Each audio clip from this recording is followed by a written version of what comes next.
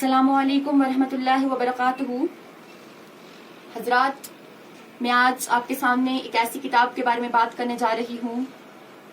جس کو اللہ تعالیٰ کی آخری کتاب کہا جاتا ہے، اور اس کو ہمارے پیارے نبی، آخری نبی محمد صلی اللہ تعالی علیہ وسلم کے اوپر نازل کیا گیا ہے۔ جناب والا، اگر میں آپ سب سے یہ پوچھوں کہ اس دنیا میں سب سے بہتر نوکری کون سی ہے، اس دنیا میں سب سے بہتر شخص کون ہے، اس دنیا میں سب سے بہتر ڈیوٹی کون سی ہے، اس دنیا میں انسان کا سب سے اونچا رتبہ کہاں ہے؟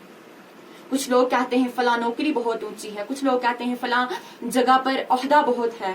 کچھ لوگ کہتے ہیں فلاں کاروبار بہت اچھا ہے، لیکن میرے حضور صلی اللہ تعالی علیہ وسلم نے فرمایا کہ آپ سب میں سے سب سے بہتر شخص وہ ہے، آپ سب میں سے سب سے بڑا وظیفہ اس شخص کا ہے جو خود قرآن سیکھتا ہے اور اوروں کو قرآن سکھاتا ہے۔ جس رات کے دامن میں اس قرآن کو نازل کیا گیا، اس رات کا رتبہ اتنا ہے، اس رات کا رتبہ اتنا ہے کہ ہزاروں سال عبادت کرنے سے اتنی ثواب نہیں ملتا جتنا اس رات کو عبادت کرنے سے ثواب ملتا ہے۔ تو اللہ اکبر، میں یہ پوچھتی ہوں کہ جو شخص رات کے اندھیرے میں، دن کے اجالے میں قرآن پاک کی تلاوت کرے وہ کتنا اشرف ہوگا، وہ شخص کا رتبہ کتنا بڑا ہوگا۔ جو شخص اپنی روح میں، اپنے دل میں قرآن کو بسا لے، جو شخص تلاوت قرآن کرتا رہے، اس شخص کا رتبہ کتنا اونچا ہوگا۔ اسی لیے میرے اور آپ کے مولا نے فرمایا کہ رات کے اندھیرے میں اٹھ کر قرآن کی تلاوت کیا کرو اور میرے سامنے رویا کرو۔ اگر رونا نہ آئے تو رونے کی کوشش کیا کرو تاکہ رکت پیدا ہو قرآن کی تلاوت کرتے کرتے۔ حضرت داتا گنج بخش علی رحمہ سے ایک بار ایک مرید نے پوچھا کہ حضرت، اگر رات کو تلاوت قرآن کرتے کرتے رونا نہ آئے، حالانکہ ہم کوشش بھی کریں اور رونا نہ آئے، تو تب کیا کریں؟ تو انہوں نے فرمایا تم اپنے مقدر پر رویا کرو، تم اتنے سنگ دل ہو کہ تمہاری آنکھیں اپنے آنسوں کے لیے خراج نہیں دیتی۔ تو ہمیں قرآن کے ساتھ ایسا تعلق جوڑ لینا چاہیے، ایک مضبوط تعلق جوڑ لینا چاہیے، کیونکہ یہ وہ کتاب ہے جو ہمیں بلندیوں کے اوپر پہنچاتی ہے، یہ وہ کتاب ہے جو ہماری ہر مشکل کو آسان کر دیتی ہے۔ جناب والا، ایک بار کا واقعہ ہے کہ کچھ لوگ قبر کھود رہے تھے، قبر کھودتے کھودتے 7 والی قبر بھی کھل گئی اور وہاں سے ایک اینٹ گر گئی، اور وہاں پہ انہوں نے دیکھا قبر میں سے اتنی اچھی خوشبو آ رہی تھی کہ پورا قبرستان خوشبو کے ساتھ مہک گیا۔ جب انہوں نے قبر میں جھانک کر دیکھا تو وہاں پر گلاب کے پھول کھلے ہوئے تھے، گلاب کے پھول بھی اور کچھ اور خوبصورت پھول بھی کھلے ہوئے تھے۔ تو وہ حیران ہو گئے، اور انہیں جب قبر کو کھولا تو اس مردے کو نکالا تو اس کے چہرے سے اتنا نور ٹپک رہا تھا کہ سبھی وہاں پر موجود لوگ سبھی حیران ہو گئے۔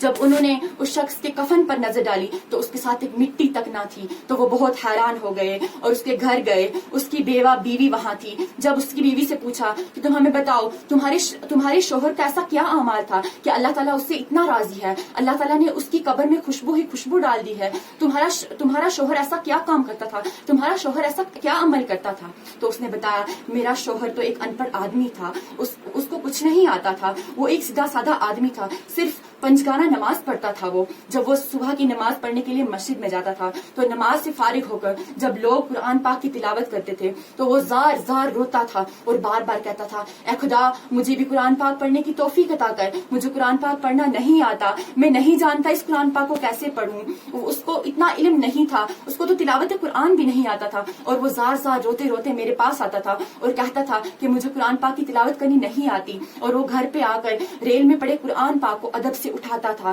سینے سے لگاتا تھا اور چومتا تھا، اور ہر حرف کے اوپر انگلی رکھتا تھا، انگلی رکھ کے کہتا تھا اے خدا، میں تو نہیں جانتا کہ اس میں کیا لکھا ہوا ہے، اس میں کیا ہے، اس میں یہ تیرا کلام ہے، لیکن خدا یہ سچ ہے، یہ سب سچ ہے۔ ایک لائن کے اوپر ہاتھ رکھتا تھا، انگلی پھیرتا تھا اور کہتا تھا خدا یہ بھی سچ ہے، پھر دوسری لائن پہ آتا تھا اور کہتا تھا خدا یہ بھی سچ ہے، پھر تیسری لائن پہ آتا تھا اور کہتا تھا خدا یہ بھی سچ ہے۔ تو وہ ان پڑھ آدمی،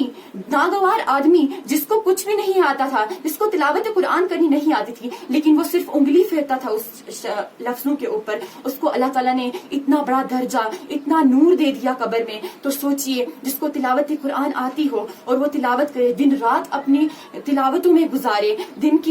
کی روشنی میں تلاوت کرے، رات کی تنہائی میں، رات کے اندھیرے میں اٹھ کر قرآن کی تلاوت کرے، تو اس شخص کا مقام کہاں ہوگا؟ حضور پاک صلی اللہ تعالی علیہ وسلم نے فرمایا کہ جو کہ قرآن ایک لٹکتی ہوئی رسی ہے جس کا ایک سرا آپ کے ہاتھ میں ہے اور دوسرا سرا آپ کے رب کے ہاتھ میں ہے. سبحان اللہ, جس کا ایک سرا آپ کے ہاتھ میں ہے اور دوسرا سرا آپ کے رب کے ہاتھ میں ہے. میں اپنی تقریر کو یہاں ختم کرتی ہوں. السلام علیکم.